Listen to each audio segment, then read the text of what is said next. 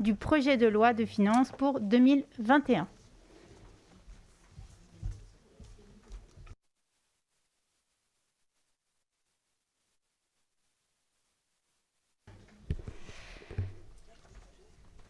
Amélia Lacrafi, vous allez nous présenter les crédits de la mission économie, commerce extérieur et diplomatie économique du projet de loi de finances pour 2021.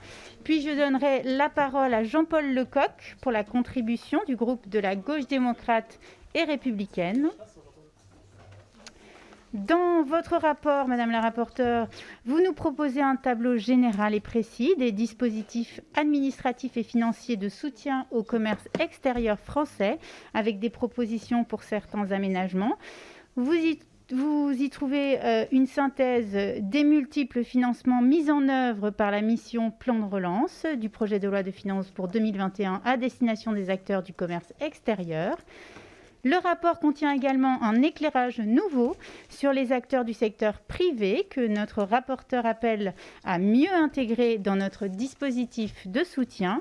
Concernant notre commerce extérieur lui-même, l'évolution décrite par notre rapporteur pour 2020 est très préoccupante. Les forces de notre activité économique des années passées se sont révélées fragiles en cette période de pandémie mondiale qui a vu s'effondrer les échanges internationaux. Notre rapporteur va nous en dire plus, mais l'année 2021 paraît à ce stade marquée par de lourdes incertitudes économiques quant aux performances de notre commerce extérieur et aux résultats de notre balance des paiements, vu la contraction des échanges des services et du tourisme qui faisait notre force.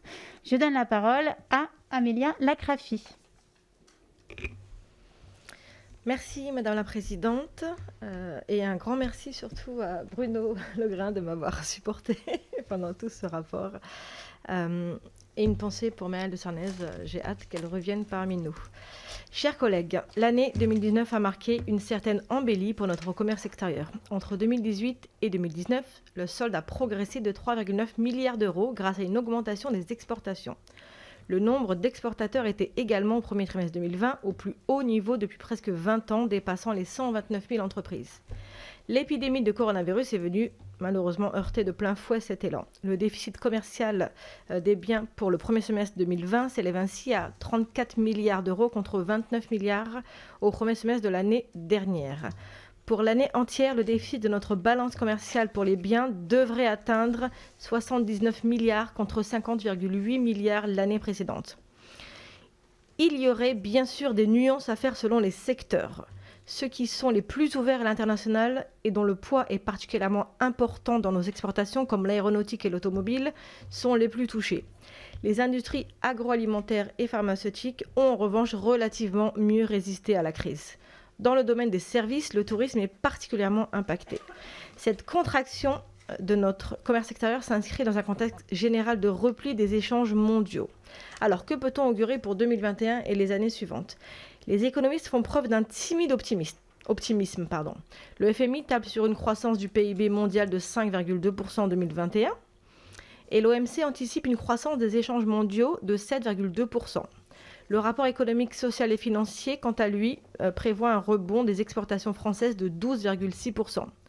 Le gouvernement anticipe pour sa part un déficit commercial sur les biens de 68 milliards d'euros en 2021. Il est bien évident que ces anticipations sont très aléatoires. La reprise de la croissance et des échanges extérieurs dépendra en tout premier lieu de l'évolution de la crise sanitaire et des mesures prises par les autorités publiques dans les différentes régions du monde. Bien d'autres facteurs d'incertitude s'ajoutent à celui-ci. Accord ou no deal avec le Royaume-Uni, évolution de la politique commerciale américaine dans les prochains mois ou encore les tensions protectionnistes pour ne citer que cela. Dans ce contexte très mouvant, il me semble qu'on peut néanmoins repérer quelques tendances de fond. Il existe un mouvement vers une certaine régionalisation des échanges, les aspirations des États européens à retrouver une certaine souveraineté, au moins pour les produits les plus stratégiques, et à réduire leur dépendance vis-à-vis des pays comme la Chine. Pousse à chercher des partenaires économiques avec des pays plus proches en Europe orientale ou, comme je l'encourage, en Afrique. Ce raccourcissement des chaînes de valeur répond aussi à un souci écologique. Dans les tendances de fond, je classe aussi certaines faiblesses structurelles qui handicapent le commerce extérieur de la France depuis des années. L'absence de véritable culture de l'export, la maîtrise encore très insuffisante des langues étrangères, le nombre trop bas des cadres internationaux dans nos entreprises. Plus grave encore, la désindustrialisation excessive de notre pays, car un pays comme la France ne saurait vendre que des services. Nous devons impérativement poursuivre l'effort de réindustrialisation de notre pays entrepris depuis le début du quinquennat. Je tiens par ailleurs à apporter non pas des réserves mais des nuances sur l'indicateur souvent mis en avant du nombre d'exportateurs à atteindre. Le Premier ministre Édouard Philippe avait fixé un objectif de 200 000 entreprises exportatrices en 2022. Or, ce critère seul ne suffit pas. Surtout vu le contexte actuel, s'il ne s'accompagne pas d'un objectif en termes de volume d'exportation, de chiffre d'affaires ou surtout d'investissement sur la durée de la démarche export de nos entrepreneurs. Les entreprises qui feront le commerce extérieur de demain ne sont pas des exportateurs occasionnels qui profitent d'une opportunité, mais celles qui s'implantent durablement sur les marchés étrangers. C'est pourquoi j'invite, dans mon avis, à réfléchir aux moyens d'apporter un soutien renforcé, comme on l'a déjà fait pour les entreprises dites de la French Tech 120 et aux TPE-PME qui se révèlent les plus prometteuses à l'export. Je viens à présent aux acteurs du soutien de l'international. Je crois que je les ai presque tous auditionnés. Je citerai bien sûr en tout premier lieu le ministre délégué du commerce extérieur. Nous avons en effet depuis le dernier remaniement un ministre spécifiquement en charge de ce domaine. C'est une excellente chose qui a été réclamée depuis longtemps. Il est simplement à regretter que cette désignation ne s'accompagne pas d'un regroupement des moyens budgétaires consacrés au commerce extérieur et à la diplomatie économique, toujours dispersée entre plusieurs missions et programmes budgétaires mis en œuvre par plusieurs administrations. Il y a ensuite, parmi les acteurs de l'export, les membres de ce qu'on appelle la Team France Export, que j'appellerai dans mon rapport la TFE, qui regroupe l'agence Business France, BPI France et les chambres de commerce et d'industrie auxquelles sont associées les régions, dont vous savez que la compétence de développement économique a été considérablement renforcée par la loi NOTRe. Le rapprochement de ces acteurs a visé à la mise en place dans chaque région d'un guichet unique à l'export, qui a été très attendu par les entreprises. En pratique, les entreprises n'ont plus à contacter 3 ou 4 organismes différents, mais bénéficient d'un seul interlocuteur, un conseiller international. J'attire l'attention sur la nécessité pour la TFE de suivre les entreprises dans la durée. Le but, encore une fois, n'étant pas d'encourager des exportations ponctuelles, mais une internationalisation durable. Pour les acteurs publics, je range aussi les conseillers du commerce extérieur de la France qui sont utiles dans leur rôle, mais à mon sens, il faudrait qu'on les recentre sur l'aide aux très petites entreprises et aux petites et moyennes entreprises.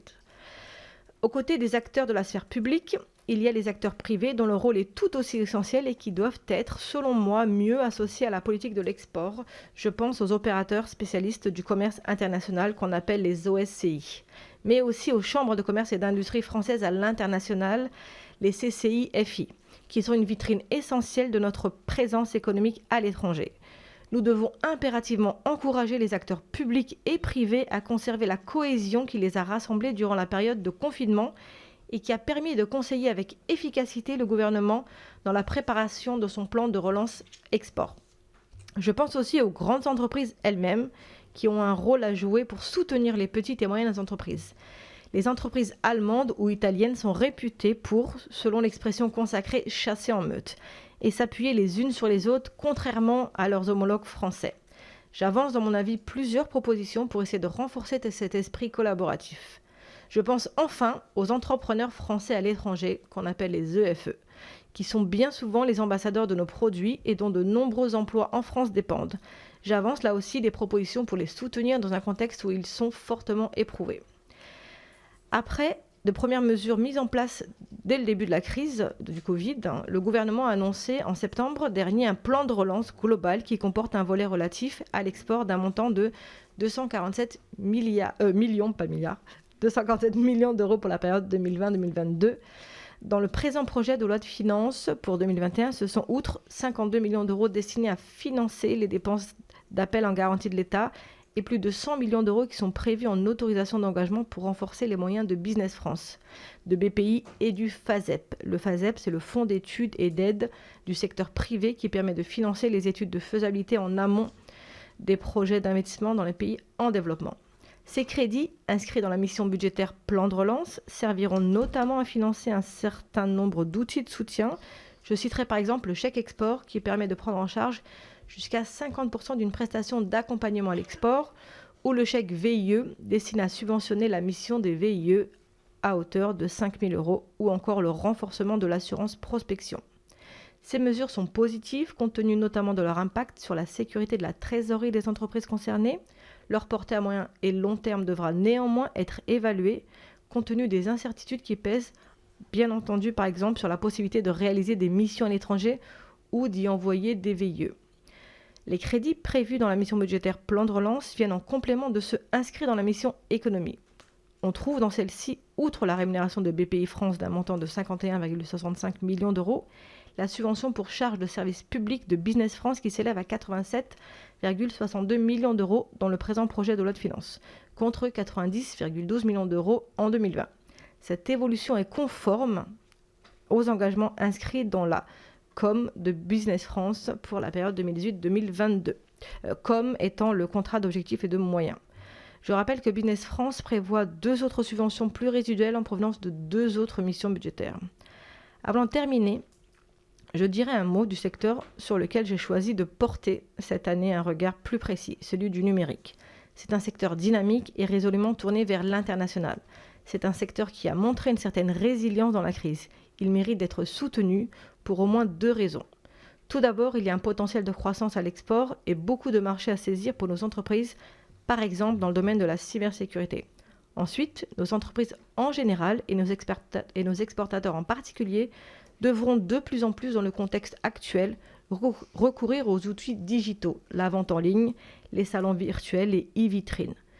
Tous ces outils ont été cruciaux durant la période du confinement que nous avons connue cette année. Des outils numériques très innovants sont actuellement mis en place par les acteurs publics en charge de l'appui à nos exportateurs. Je salue ces innovations qui démontrent toute l'utilité des outils numériques dans notre société et notre économie. À nous de ne pas rater ce tournant de la digitalisation des entreprises et spécialement des exportateurs. Ceci étant rappelé, je vous invite en conclusion à adopter les crédits du commerce extérieur et de la diplomatie économique sur la mission économie telle que je l'ai présentée. Merci. Merci Madame la rapporteure. Je passe à présent la parole à notre collègue Jean-Paul Lecoq pour présenter la contribution du groupe de la gauche démocrate et républicaine. Je vous remercie. Merci Madame la Présidente. Et puis comme ça, j'aurais fait mon intervention aussi de groupe. Je tiens à remercier Amelia Lacrafi pour l'excellent rapport parce qu'il est très détaillé et très précis. Il montre un travail important qui a été fait et je pense qu'il éclaire très bien les enjeux du commerce actuel. Le groupe GDR a souhaité travailler sur la question du commerce extérieur afin de proposer notre vision des choses sur la manière de modifier les aides de l'État aux entreprises exportatrices. De ce fait, nous portons un double constat sur le commerce extérieur de la France. Premièrement, et vous l'avez dit, il existe de bons outils comme les garanties d'emprunt à l'export qui servent à inciter et à soutenir les entreprises, des PME aux grands groupes et qui mènent des projets internationaux. Cette politique est efficace, mais elle est en partie dévoyée dans la mesure où ces aides servent à soutenir des secteurs économiques qui ne respectent pas, entre autres, vous m'avez regardé au moment où vous avez cité le mot, l'environnement. Alors que les députés communistes disent systématiquement qu'ils souhaiteraient voir sur tous les accords bilatéraux et autres conventions internationales où la France est partie, inscrit le respect des accords de Paris. Le fait de garantir des emprunts pour des projets d'exploitation de pétrole ou de gaz ne nous semble pas logique. Ainsi, pour garantir cette cohérence, nous proposons de moduler ces aides et ces garanties en fonction de l'utilité sociale et environnementale des projets garantis par l'État. Il semble en effet important d'utiliser ces leviers pour orienter le commerce extérieur de la France et pour en faire un outil de pilotage de notre diplomatie environnementale. Le second constat est que certains des plus gros secteurs exportateurs de la France, vous en avez cité, que sont l'armement, l'exploitation d'hydrocarbures, l'aéronautique, le spatial, l'automobile, ces secteurs sont très particuliers puisqu'ils comptent que peu d'entreprises, dépendamment des sous-traitants, et que les contrats passés y sont souvent très importants dans ces secteurs. La France donne beaucoup pour ces quelques secteurs, mais met en quelque sorte tous ses œufs dans le même panier. Lorsque le secteur aéronautique chute, ce sont plusieurs dizaines de milliers d'emplois, voire plus, qui sont menacés avec lui. La résilience de ces secteurs est par conséquent très faible. Ainsi, l'État est obligé de porter à bout de bras ces entreprises à l'international pour qu'elles maintiennent un niveau élevé de contrats annuels dans le cadre de sa diplomatie économique. Cette utilisation de la diplomatie pour aider nos très grandes entreprises, les députés communistes et de la gauche démocrate républicaine la regrettent profondément. Car premièrement, pour faire court, quand on parle de vendre des Rafales, on ne parle pas trop des droits de l'homme. Et c'est un peu dans l'actualité, des débats actuels. Et deuxièmement, quand un énorme contrat est signé, comme c'est souvent le cas dans l'armement, la France a tendance à être moins objective avec ses clients sur la scène internationale si ceux-ci commettent des violations du droit international. C'est le cas de la guerre au Yémen, où tout le monde a bien vu que la France, en tout cas au début, n'avait rien dit pour ne pas fâcher l'Arabie Saoudite et les quelques milliards d'euros de contrats d'armement qu'elle a passés avec France. Pour dépasser cette situation et pour améliorer la manière dont l'État soutient ces différents secteurs économiques exportateurs, les députés communistes, dans notre proposition, dans le texte qu'on a inscrit en complément, ont proposé 5 solutions.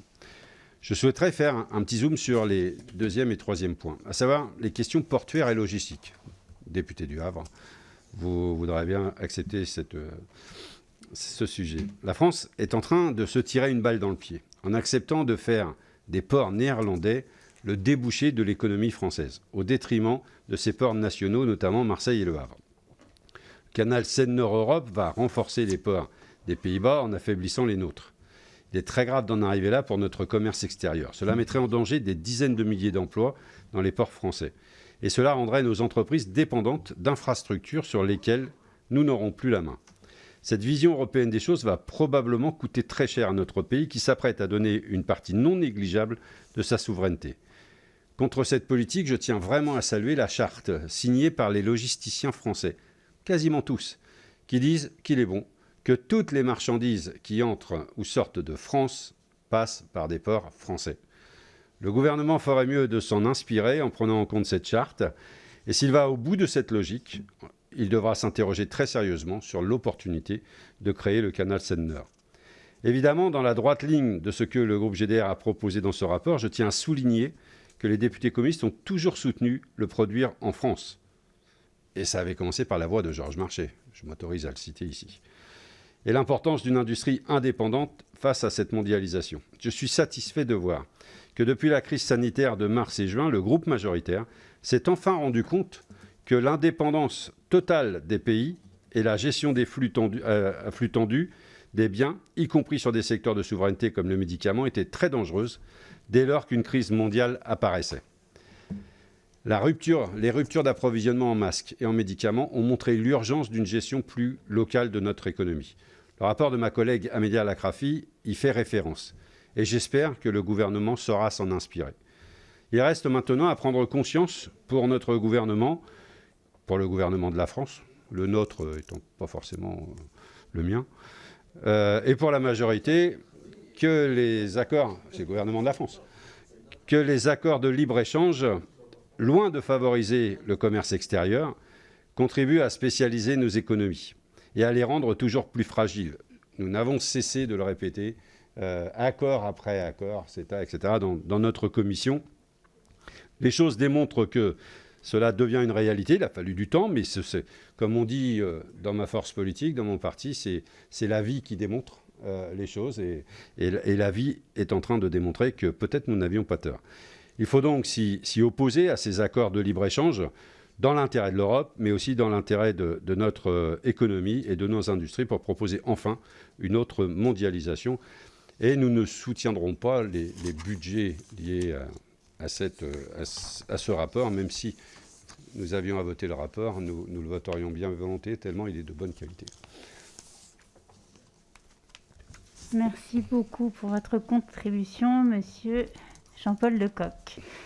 Je vais passer maintenant la parole aux orateurs des groupes. Alors, n'y voyez aucun doublement de personnalité étant prévu pour La République en marche comme oratrice. Je vais donc dérouler en tant qu'oratrice pour La République en marche et je vais essayer d'être exemplaire et parler 3 à 4 minutes. Madame la rapporteure, merci et bienvenue dans cette mission économique, commerce extérieur et diplomatie économique, dans laquelle, au regard de la qualité de votre rapport et des 31 propositions qui en découlent, tout aussi pertinentes les unes que les autres, et notamment celle sur la féminisation des conseillers extérieurs de la France, vous semblez déjà incontournable. Comme vous venez de le rappeler, la 4e partie de votre rapport mentionne le secteur du numérique, de la tech, de la digitalisation des entreprises et de la cybersécurité comme nouveaux enjeux de l'export, en plus d'être des leviers importants de croissance accélérés par la crise de la Covid-19 et axe majeur du plan de relance. Aux tensions commerciales entre grands États et tentations protectionnistes s'ajoute donc aujourd'hui la crise sanitaire et son rebond qui fait de l'Europe le nouvel épicentre, avec toutes les conséquences que cela entraîne sur notre économie. Cette période historiquement singulière a vu naître des initiatives aussi intéressantes qu'inédites, telles que le groupe Solex, Solutions Export. Ce groupe constitué d'acteurs du soutien à l'export, comme vous le précisez dans votre rapport, s'est régulièrement réuni depuis le début de la pandémie et a inspiré le volet export du plan de relance. Initiative intéressante, je disais, car le résultat de ces temps d'échange a permis d'élaborer des recommandations donnant la voix aux principaux acteurs. Initiative inédite aussi, puisque ce groupe s'est constitué au pied levé pour accompagner au mieux et au plus près nos entreprises à l'international, avec une composition intégrant davantage d'acteurs privés ou de cercles de réflexion indépendants du gouvernement. Le Solex a ainsi répondu à un impératif de réactivité et de souplesse, sans pour autant concurrencer le Conseil stratégique de l'export. Madame la rapporteure, vous préconisez la pérennisation de ce groupe de travail. Sous quelle forme l'envisagez-vous ? Par ailleurs, toujours au titre du volet export, vous faites remonter la crainte d'un grand nombre de professionnels sur le manque de transparence dans la procédure de référencement des acteurs privés et l'attribution des chèques export. En effet, Business France se trouverait ici jugé partie dans la procédure de référencement des prestations privées qui lui est dévolue. Comment garantir que l'entreprise, au moment de la présentation du devis et comme déjà vu en région, ne soit pas orientée uniquement chez Business France ? Votre proposition 19 invite les conseillers de la Team France Export à présenter aussi les prestations des opérateurs spécialistes du commerce international OSCI, je sais qu'ils nous regardent actuellement, et à intégrer les délégués de leur fédération aux réunions économie et export organisées au sein de nos ambassades. Pour conclure, comme votre prédécesseur, Buntan, vous déplorez l'absence dans la nomenclature budgétaire de budget de commerce extérieur clairement identifié. Pour autant, petit à petit, notre politique de commerce extérieur devient lisible, efficace et même opérante en période de crise pour nos entreprises et notre rayonnement. Pour toutes ces raisons, le groupe de La République En Marche votera favorablement votre avis sur les crédits de la mission économique, commerce extérieur et diplomatie économique. Je vous remercie. Je passe maintenant la parole à Monsieur Michel Fanger pour le mouvement démocrate et démocrate apparenté. Je vous remercie. Merci Madame la Présidente. Merci Madame la rapporteure pour cet excellent rapport. Notre commission examine aujourd'hui les crédits de la mission économie relatifs aux enjeux pour notre commerce extérieur et à la diplomatie économique. C'est peu de dire qu'aujourd'hui, ce secteur est particulièrement atteint par la crise économique que nous traversons et qui aura sans doute des effets à long terme, nous imposant une capacité de rebond et de transformation sans précédent. En la matière, le retour à la normale ne sera pas, et nous devons anticiper les mutations à venir. Celle-ci était déjà en germe depuis plusieurs années, et les ministères concernés avaient déjà largement fait évoluer les outils pour conduire notre politique commerciale. De fait, avant la crise, notre balance commerciale s'était redressée, vous l'avez dit, de manière significative. Le groupe Modem et les démocrates apparentés dénonçaient depuis plusieurs années la perte de richesse insensée que cela représentait, prétextant déjà un enjeu de souveraineté et d'indépendance. Il est désormais admis par tous que cette crise doit nous amener à reconsidérer notre manière d'appréhender le monde. De ce point de vue, je tiens à saluer le travail de la rapporteure qui nous pointe parfaitement quelques-uns des enjeux qui sont actuellement devant nous. Vous abordez par exemple la question de la régionalisation de nos échanges. C'est en effet un axe majeur de reprise économique. Nos partenaires les plus proches, ceux avec qui nous avons l'habitude d'une collaboration étroite, doivent être prioritaires dans cette redéfinition des échanges. En d'autres termes, nous devons avoir à cœur de renforcer nos points forts plutôt qu'aller rechercher d'hypothétiques nouveaux marchés, parfois avec quelques succès, mais beaucoup plus volatiles. Nous devons aussi profiter de ce que le jeu soit rebattu pour continuer à engager notre diplomatie au bénéfice d'une nouvelle approche des accords internationaux, en particulier des accords commerciaux. Notre commission, par l'intermédiaire de sa présidente, Marielle de Sarnez, a été en pointe sur ce sujet en obtenant notamment sur le CETA une étude d'impact digne de ce nom ainsi qu'un suivi très poussé de la mise en œuvre de ce traité. Cela participe également de la promotion de nos valeurs et de nos principes. Ces accords doivent désormais être l'occasion de mettre en avant les impératifs écologiques dans nos décisions. Nous saluons à ce titre la position ferme de la France sur l'accord avec le Mercosur. Nous en sommes convaincus. Le rebond de notre économie et de notre commerce international passera par notre capacité à affirmer nos principes. L'imbélance européenne et l'écologie seront comme des pierres d'angle de cette diplomatie économique. Le plan de relance donne des moyens supplémentaires pour rendre notre économie plus efficace, qui sont rappelés dans le rapport présenté ce jour par vous, Madame la rapporteure.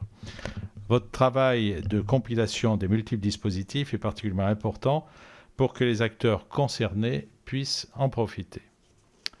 L'effort de rationalisation avait largement débuté et de ce point de vue, l'action de la Team France Export a été particulièrement reconnue et soulignée par notre commission. Son utilité perdurera bien évidemment dans la période qui s'ouvre. C'est ainsi que nous pourrons sortir par le haut de ce contexte particulièrement difficile. Les études prédisent un rebond vigoureux mais probablement pas au niveau d'avant-crise. Il importe donc d'être au soutien de nos entreprises et des acteurs qui concourent à leur réussite.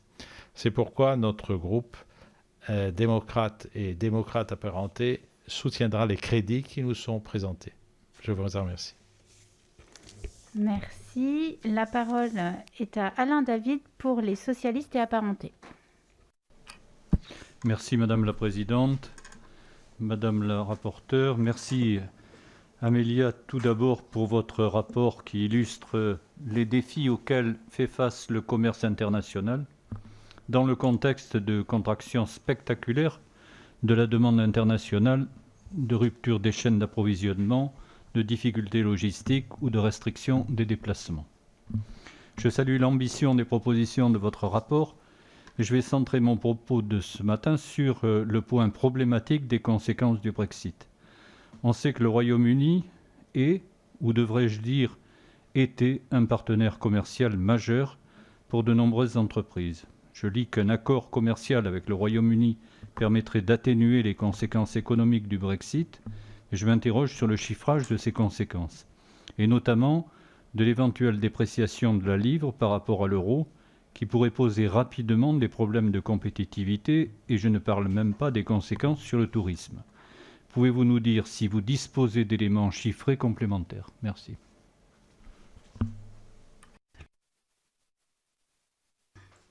Merci. Pour le groupe Liberté et Territoire, Jean-Michel Clément. Merci Madame la Présidente. Moi aussi, je voudrais saluer le travail tout à fait intéressant qu'on a pu retrouver dans ce rapport. Pour être sensible à ces questions, je trouvais qu'il était très riche. Merci beaucoup. S'il est un secteur impacté par la crise du Covid-19, c'est bien celui, effectivement, du commerce extérieur. En effet, les économistes du numéro 1 mondial de l'assurance crédit, Euler Hermes, anticipent une chute de 100 milliards des exportations françaises en 2020. Si le recul est aussi important, c'est parce que la crise touche directement nos industries françaises de tête. Aéronautique, les constructeurs et équipementiers automobiles notamment. Outre le contexte si particulier, nos difficultés s'expliquent par la structure de notre tissu économique. Certains d'entre vous l'ont relevé. Là où nos voisins allemands s'appuient sur des entreprises de taille intermédiaire, en capacité de s'illustrer dans un marché globalisé, nos PME et ETI restent tournés vers le marché français et peinent à voir leurs atouts à l'international. J'ajouterais pire que lorsqu'une entreprise se satisfait de son marché intérieur, elle n'a pas forcément le réflexe de voir à l'extérieur et à l'international. Et c'est quand viennent les difficultés qu'on s'y intéresse, mais c'est parfois trop tard. Ainsi, ce sont les grands groupes français qui portent les chiffres de notre commerce extérieur, contrairement à l'Allemagne fédérale, dont le tissu économique exportateur irrigue l'ensemble du territoire. C'est pourquoi il nous faut repenser le dispositif d'accompagnement des petites et moyennes entreprises à l'export. Le gouvernement s'est attelé à ce chantier et les solutions préconisées par son opérateur Business France allaient dans le bon sens. Là où une multiplicité d'acteurs sont concurrencés, Business France et les chambres de commerce, en France et à l'étranger, BPI et le secteur privé, Business France a proposé d'opérer une clarification des responsabilités afin d'accroître à la fois le volume d'exportation et le nombre d'exportateurs. Ainsi, au niveau territorial, un guichet unique est proposé aux régions, réunissant Business France et les CCI, dont la mission sera d'identifier et de préparer les entreprises à l'export en leur offrant une offre de services différenciée. Cette volonté d'accompagnement des entreprises au plus proche du terrain est bien évidemment une vision que nous partageons. Nous regrettons cependant qu'une fois de plus, les moyens ne soient pas à la hauteur. À l'heure où le rôle des CCI d'accompagner les PME et les ETI dans les régions est consolidé, vous actez une diminution de leurs ressources. Depuis le début du quinquennat, les ressources qui leur sont allouées ont déjà été restreintes de 350 millions d'euros et la loi Pacte a prévu des baisses jusqu'en 2022 dans le cadre de la réforme du réseau des chambres de commerce. Pire, vous aviez prévu en première partie de ce PLF 2021 une nouvelle diminution des ressources allouées aux chambres de commerce, de l'ordre de 100 millions d'euros. Mais fort heureusement, vous êtes revenu sur cette décision. De même, nous regrettons que Business France voit une nouvelle fois ses ressources diminuer avec un budget qui s'élève pour 2021 à 87 millions d'euros contre 90. À l'heure où nous avons plus que jamais besoin de relancer nos exportations, nous avons besoin d'un opérateur fort pour accompagner nos entreprises et nos VIE, dont la publicité actuelle sur les ondes résonne comme un appel inédit mais plein de sens. Enfin, comment parler de diplomatie économique sans évoquer le Brexit et ses conséquences ? La perspective d'un Brexit sans accord est de plus en plus crédible malheureusement. Si le Royaume-Uni n'est que la 5e destination des exportations françaises, il est le partenaire avec lequel la France effectue son excédent commercial le plus important. Les exportations nationales de biens vers le Royaume-Uni représentent 31,5 milliards, soit 7% de nos exportations totales. C'est aussi le 5e fournisseur de la France à hauteur de 19,6 milliards. La France fera ainsi partie des 6 pays les plus touchés par le Brexit. Notre faiblesse structurelle à l'export, que j'ai explicité plus avant, annonce les difficultés dans le cadre du Brexit. Ainsi, les secteurs qui sont le plus touchés par la crise du Covid-19 seront ceux qui ont aussi le plus à craindre d'un départ sans accord des Britanniques de l'Union européenne. L'automobile, l'aéronautique, les transports et les services liés au tourisme. En cette période troublée de Covid-19 et de Brexit, nous estimons que les moyens budgétaires ne sont pas en adéquation avec les défis que nos entreprises devront relever à l'export. C'est pourquoi nous ne voterons pas ces crédits. Merci. Merci. Madame la rapporteure, je vous laisse la parole pour répondre à nos orateurs de groupe. Merci Madame la Présidente, merci pour vos contributions. Alors pour Monsieur Lecoq, effectivement, je vous ai regardé quand on a parlé de la diminution de la transition de l'impact écologique sur l'environnement. Ce que je peux dire, c'est que dans notamment les moyens renforcés, notamment pour le FASEP, on projette de financer davantage de projets accompagnant de la transition écologique pour les entreprises et notamment on peut aller aussi sur le tourisme, les 50 millions d'euros, le fonds qui constitue un soutien à l'émergence des projets durables et ce qui je pense est le plus important, c'est dans le plan de relance, on a près de 30 milliards d'euros pour l'écologie. Donc on ne peut pas dire que ce gouvernement n'accorde pas un intérêt particulier pour l'environnement. Vous avez parlé du temps de nos diplomates sur la diplomatie économique. Je pense qu'ils doivent être aujourd'hui à un peu moins de 30% de leur temps. Moi, je plaiderais plus pour même un 50%. Parce que je pense qu'il est très important que nos diplomates soient actifs sur la diplomatie économique. Après, on peut ne pas être d'accord, mais je sais que nos Français de l'étranger, nos diplomates à l'étranger, œuvrent pour énormément de choses, évidemment l'amitié avec les autres pays, mais pour aider nos entreprises françaises et l'exportation française, je pense qu'on peut passer de 30 à 50% leur temps sur ces sujets-là. Pour les ventes d'armes, ce que je peux vous dire, c'est qu'en ce moment, il n'y a plus de livraison pour l'Arabie Saoudite. On ne sait pas quand est-ce qu'elles vont reprendre, mais il y a des discussions en cours et il n'y a plus du tout de livraison d'armes à l'Arabie Saoudite. Pour la charte, oui, je suis d'accord avec vous, je plaide aussi pour cette charte et que tout transite par des ports français et pas des ports étrangers. Et je pense que ça aiderait grandement nos entreprises. Madame la Présidente, vous m'avez questionné sur sous quelle forme continuer ce groupe Solex. J'imaginais une réunion trimestrielle de tous les acteurs du commerce extérieur, privé et public, et j'aimerais qu'on allie plus le secteur public pour ce groupe de travail. Tout le monde, tous les acteurs, BPI, Business France, les entreprises privées, la DG Trésor, la diplomatie économique, tous les acteurs qui ont été mis autour de la table de ces réunions Solex dès le début de la crise Covid et du confinement surtout, m'ont tous fait un retour ultra positif en me disant c'est la première fois qu'on est tous autour de la table et c'est la première fois qu'on travaille ensemble à des solutions. Et j'ai pas un acteur qui a dit d'autres choses. Donc oui, je pense qu'il faut le continuer. Le Solex doit s'arrêter en principe. Et du coup, j'aimerais que ces réunions puissent continuer. Et potentiellement, ce que je propose dans mon rapport, c'est qu'on invite régulièrement à ces rendez-vous des think tanks. On a des think tanks français qui font un travail exceptionnel. Je pense à l'IPMED, je pense à ceux que j'ai auditionnés. Et je pense que si de temps en temps ils pouvaient donc joindre des think tanks à leur réunion. Comment garantir que la Team France Export oriente bien certaines entreprises auprès des OSCI et pas que auprès de Business France?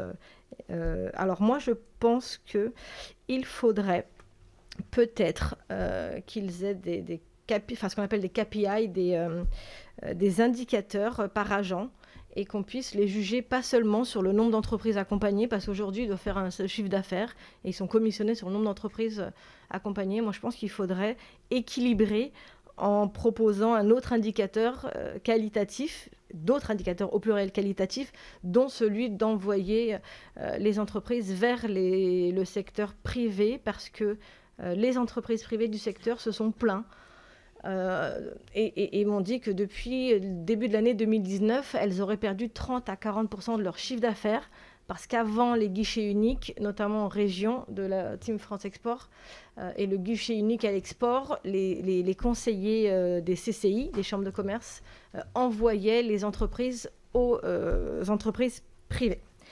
Michel Fanget, donc le président Macron avait appelé à ne plus signer d'accords qui ne respectent pas l'accord de Paris, mais étant une compétence européenne, c'est à l'Europe qu'il faut pousser cette demande et on le fait et on va continuer de le faire.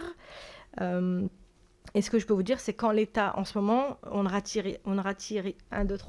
ratifie pas le Mercosur. Donc, notre gouvernement est vigilant sur ces sujets-là. Alain David, sur les chiffres du Brexit, le problème, c'est qu'on n'a pas de chiffres aujourd'hui. Ce qu'on sait, c'est qu'il y a déjà des conséquences migratoires.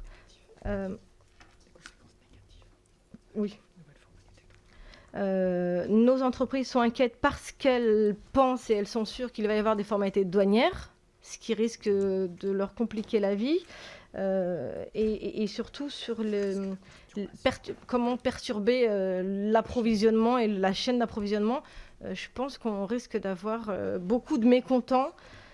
Donc les entreprises se préparent, les fédérations se préparent, les syndicats se préparent. On a une ministre qui est très active sur ces sujets-là et quand on aura des chiffres, je pense qu'on vous les communiquera et j'aimerais qu'on puisse peut-être refaire une commission pour parler, je pense, que du Brexit en fait. Le 16 décembre, voilà, c'est parfait, c'est génial.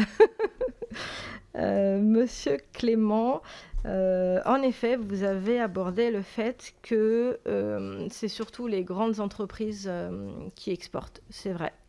Il y a un chiffre qui est affligeant. Sur les 129 000 exportateurs, 20 000 font 80% du chiffre d'affaires à l'export. Et je pousse dans mon rapport beaucoup le fait qu'il faille accompagner des TPE, PME. Surtout quand je parle du numérique, elles sont pour moi très... elles peuvent, ce qu'on appelle dès le début, à la création, borne globale.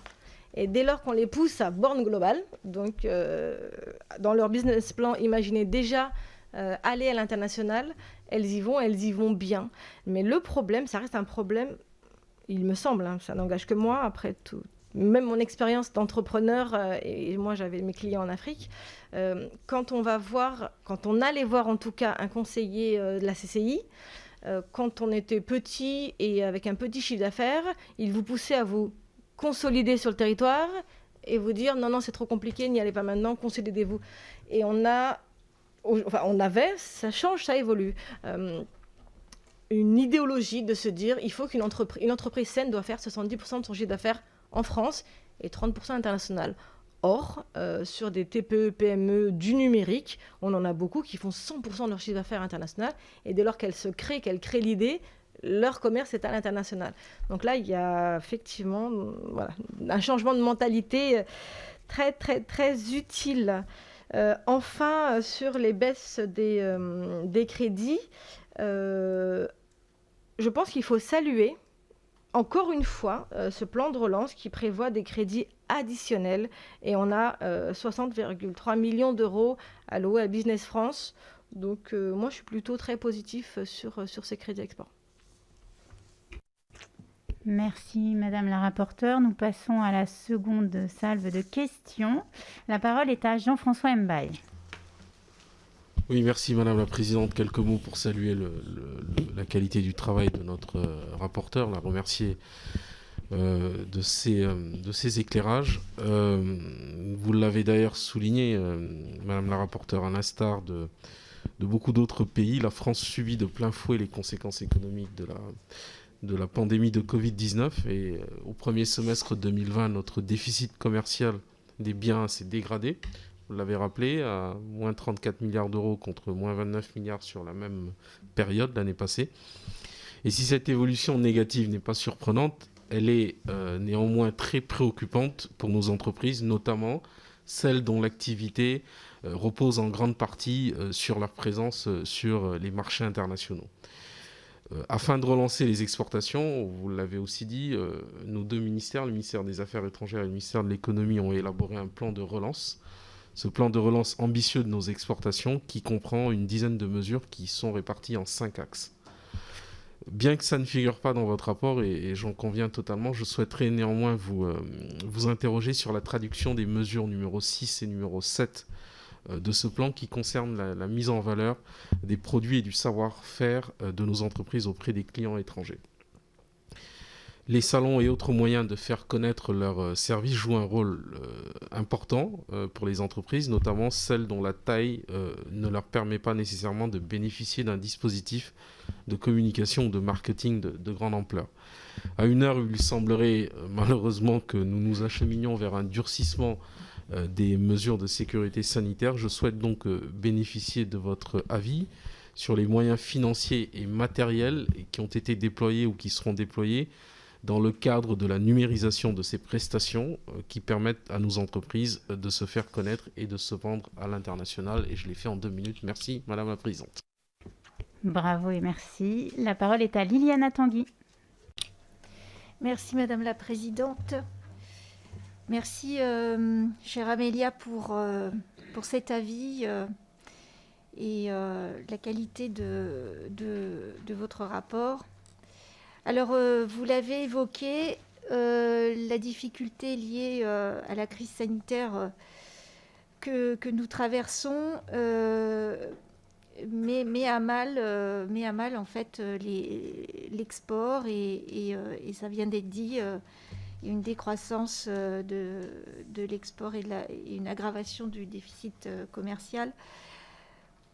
face à cet environnement très compliqué pour nos entreprises françaises et qui sont liées à la difficulté de ne pas pouvoir se déplacer librement. Il y a véritablement un enjeu pour les années à venir d'un rebond nécessaire du secteur de l'export. Et vous avez évoqué tout à l'heure l'importance des outils numériques innovants. Vous souhaitiez mettre l'accent sur ce levier.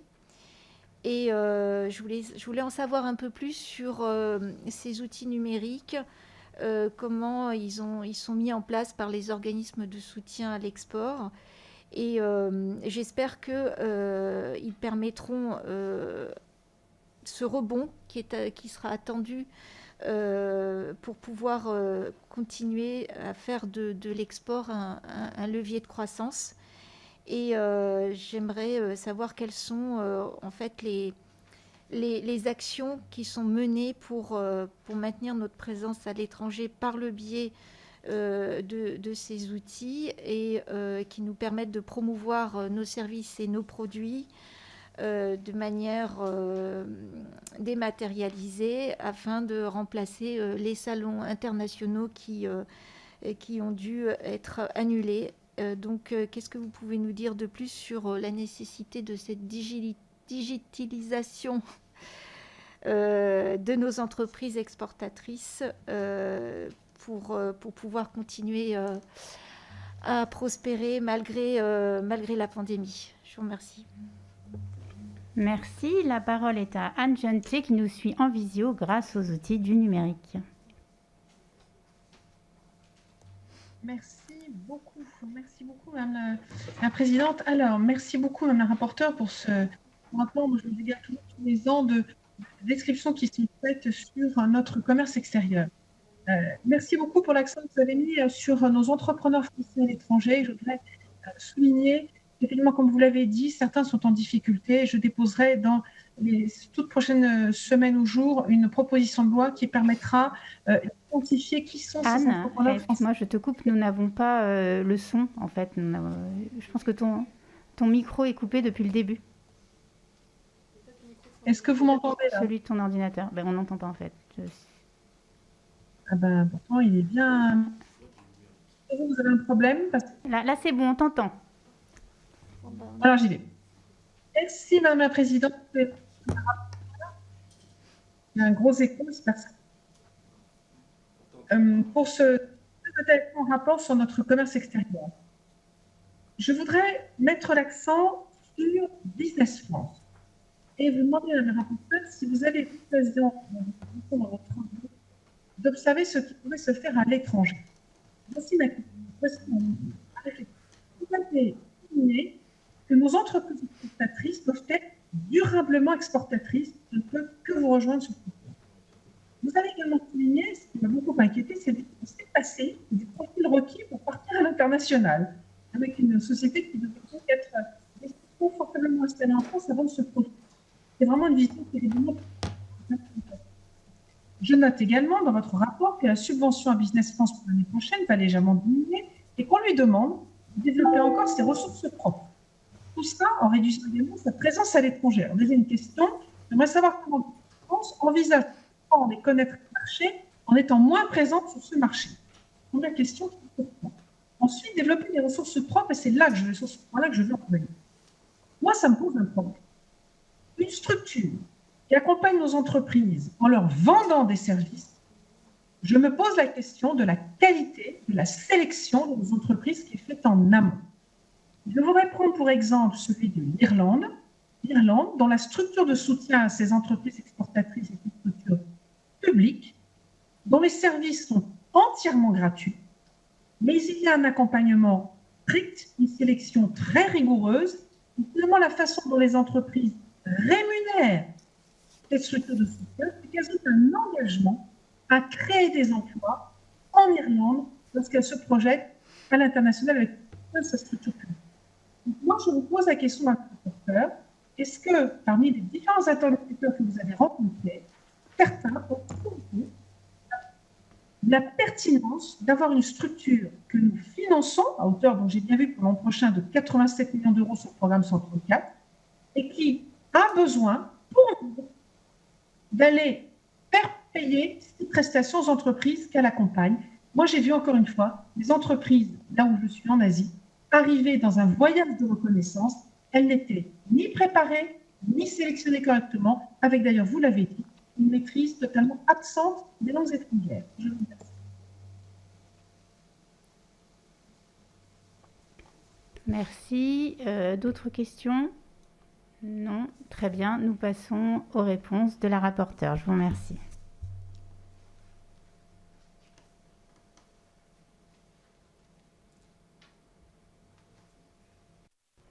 C'est bon.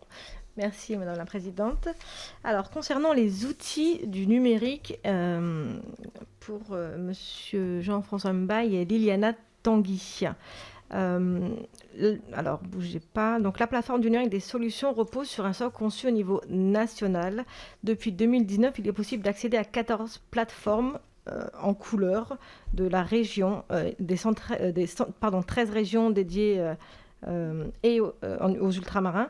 Vous avez un parcours pédagogique, des tutoriels sur les fondamentaux de l'export, des parcours solutions en fonction de l'étape des démarches export des services. Vous avez des parcours événements avec l'agenda.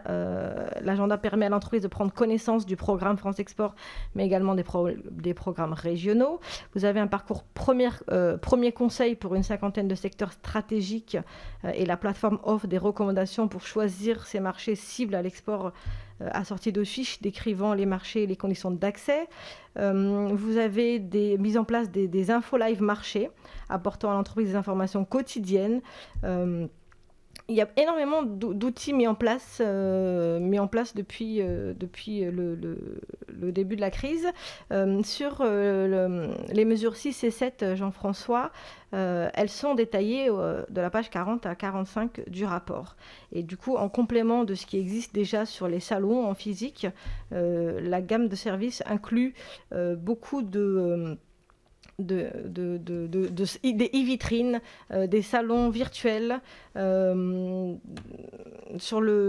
a un objectif de 6 000 participations via le maintien des pavillons France inscrits au programme France Export. Et on soutient, je crois, 12 salons internationalisés en France. Donc en plus des salons virtuels, des vitrines et des rendez-vous en digital en B2B, ce qui a plutôt très bien marché sur le vin. Et il y a 3 secteurs pour lesquels on teste les vitrines, les e-vitrines, donc vin spiritueux, cosmétiques et agroalimentaire. Et on m'a raconté un exemple heureux d'une dégustation avec les exportateurs en France qui expliquaient au fur et à mesure de la dégustation aux acheteurs, je crois que c'était en Nouvelle-Zélande, et au moment de déguster et d'ouvrir les bouteilles de vin, les deux étaient en visio en train d'expliquer, et ça a plutôt très bien marché. Et je pense que pour nos entreprises, on est plutôt pas mal. Et du coup, sur la mesure 7, exposer les nouvelles vitrines digitales de l'offre française. Et là, c'est ce que je pousse plus pour le coup sur Team France Export. Et notamment, on rejoint un peu ce que disait Anne Jeunetet. J'ai eu des bons retours de Business France. Des mauvais aussi, évidemment. Je pense qu'on peut pas mettre tout le monde dans le même panier. J'ai eu beaucoup de critiques jusqu'à 2017-2018. Et les retours que j'ai, c'est que depuis 2019, il y a une amélioration et un changement de mentalité. Moi, ce que je préconise, la question que je me pose entre moi et moi-même, c'est est-ce que, comme en Allemagne, comme en Irlande, effectivement, l'accompagnement ne devrait pas être gratuit pour nos entreprises? C'est une vraie question. Et peut-être de se dire que la Team France Export doit se cantonner au régalien, à savoir la valorisation de la marque France, à savoir organiser les salons et accompagner gratuitement les entreprises dans les salons. C'est une question. Et améliorer l'information avec toutes les études de marché qui sont assez pertinentes, assez pointues, assez intéressantes. Et du coup, renvoyer les entreprises, lorsqu'il y a un accompagnement payant beaucoup plus poussé, aux entreprises privées, donc les OSCI. Et là, avec l'échec export et ce qui existe, on pourrait aider les entreprises. Voilà, c'est une réflexion très personnelle, mais je pense qu'elle peut être pertinente. Mais ce que je peux dire encore une fois, c'est qu'on peut saluer grandement le travail qui a été fait, et la visibilité de nos exportateurs à l'étranger va se traduire sur le fait que pour les entreprises qui vont aller à l'international, on va les accompagner en les mettant sur, par exemple, des plateformes de e-commerce, et on va pouvoir réduire de manière substantielle les coûts marketing en fait par entreprise. Et du coup, j'appelle de mes voeux que toutes les entreprises puissent avoir accès facilement. Mais pour avoir accès, il faut savoir que ça existe. Et pour savoir que ça existe, il faut que quelqu'un vous le dise. Et je me dis souvent, comment on fait pour atteindre un maximum d'entreprises ? Parce que vraiment, ce qui existe, je trouve que le travail a été colossal pour nos services.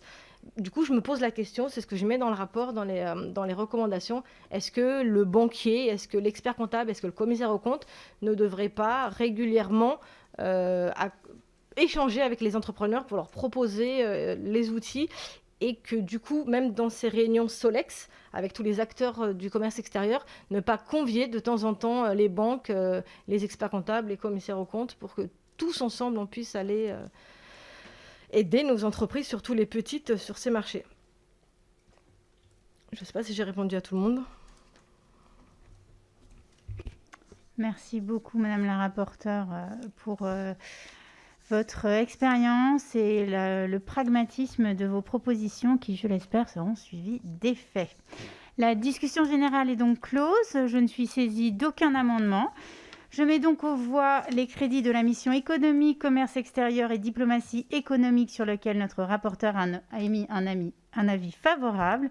Qui est pour ? Qui est contre ? Qui s'abstient ? La commission émet un avis favorable à l'adoption des crédits de la mission économie, commerce extérieur et diplomatie économique, tels qu'ils figurent à l'état B annexé à l'article 33 du projet de loi de finances pour 2021.